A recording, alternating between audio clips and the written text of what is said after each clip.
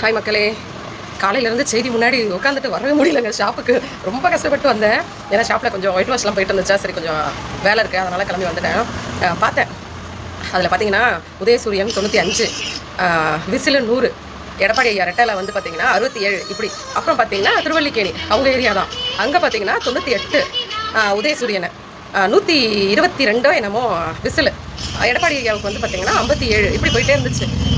வருங்கால முதலமைச்சர் ஸ்டாலின் ஐயா அவர்களுக்கும் சரி, இல்லை உதயநிதி ஸ்டாலின் அண்ணாவுக்கும் சரி, ஒரே ஒரு விஷயம்தான், மக்கள் தீர்ப்பு மகேசன் தீர்ப்பும்பாங்க. எப்படி வேணாலும் ஆட்சி மாறலாம், இவங்க ஜெயிக்க போகிறாங்களா அவங்க ஜெயிக்க போகிறாங்களா அதெல்லாம் இல்லை. ஆனால் யார் வேணால் வரட்டும், நல்லது செய்யட்டும். ஏன் உதயசூரியனுக்கு வந்து பார்த்திங்கன்னா இவ்வளோ கம்மியான ஓட்டு வந்தது அப்படின்னு பார்த்தீங்கன்னா, நம்ம வண்டு சிண்டிலேருந்து கிளவி வரைக்குமே வந்து பார்த்திங்கன்னா யாருக்கு போட்டிங்கன்னு கேட்டால் விசிலு அப்படின்னு சொல்லி வீடியோலாம் போட்டிருந்தாங்க. அதில் ஒரு முக்கியமான விஷயம் இருக்குது. உதயசூரியனை வந்து நிறைய ஹெல்ப் பண்ணாங்க, நிறைய உதவி செஞ்சுருக்காங்க மக்களுக்கு. அதே மாதிரி வந்து பார்த்திங்கன்னா இலவச பஸ்ஸு விட்டதாக இருக்கட்டும், அதே மாதிரி பென்ஷனு, இந்த முதியோர்களுக்கெல்லாம் பணம் அனுப்புறது, அதுக்கப்புறம் இந்த பென்ஷன் வந்து ஹஸ்பண்ட் இறந்தவங்களுக்குலாம் ஒரு அமௌண்ட் வந்து 1200 சில்ட்ரன் நினைக்கிறேன், அவங்களுக்குலாம் போட்டது, இது எல்லாமே ஓகே தான் சரிங்களா. அதே மாதிரி விலைவாசிக்கு சத்தியமாக கம்மி பண்ணலை, எல்லாமே ஏறிட்டு தான் இருந்துச்சு. முக்கியமான ரீசன், நீங்கள் நிறைய பண்ணீங்க ஓகேவா, அதெல்லாம் இருக்குது, நிறைய பண்ணதெல்லாம் இருக்குது, நல்ல விஷயம். ஆனால் நீங்கள் பண்ணாதது, கண்டுக்கவே இல்லாமல் இருந்தது ஒரு முக்கியமானது. ஒன்று வந்து போதைப்பொருள். பெரிய ஆண்கள்லேருந்து சின்ன பையனுங்க வரைக்கும் போதைக்கு அடிமையாகி, பெண்கள் ஸ்கூலுக்கே போகாமல் போதைப்பொருளுக்கு அடிமையாகி அவங்க ரொம்ப சீரழிஞ்சிட்டு இருந்தாங்க. அதை நீங்கள் பார்த்துட்டு சும்மாவே இருந்தீங்க.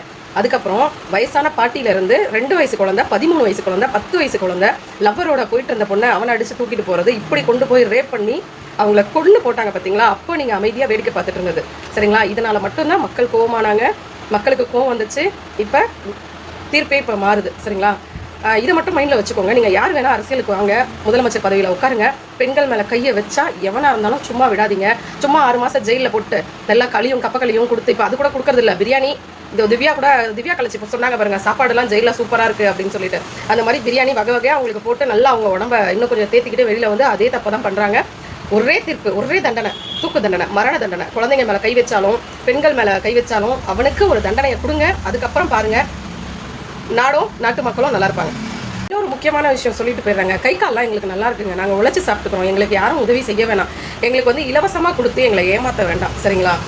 மக்கள் வந்து பார்த்திங்கன்னா வாங்கிக்கிட்டாலும் அவங்களுக்கு புத்தி இருக்குது, கொண்டு போய் அந்த காசை எடுத்துகிட்டு போய் ஏதாவது பேங்க்லலாம் போட மாட்டாங்க, சேவிங்ஸ்லாம் இல்லை சத்தியமாக. ஒரு 2 புடவை எடுப்போம் சரிங்களா, கரெக்டு தானே சுதா, 2 புடவை எடுப்போம், 4 செருப்பு எடுப்போம், அதோட முடிச்சிடும். அதை கொடுத்து பெண்களையும் சரி அடிமையாக்காமல் எங்களால் முடிஞ்ச அளவுக்கு நாங்கள் வேலை செய்கிறோம்.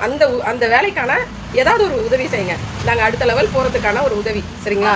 ஒரு பேங்க்கில் வந்து ஒரு லோன் கொடுக்கறதா இருக்கட்டும், அதை நாங்களே மந்த்லி கட்டிக்கிறோம், அந்த மாதிரி ஏதாவது ஒரு உதவி கொடுங்க, அது போதும்.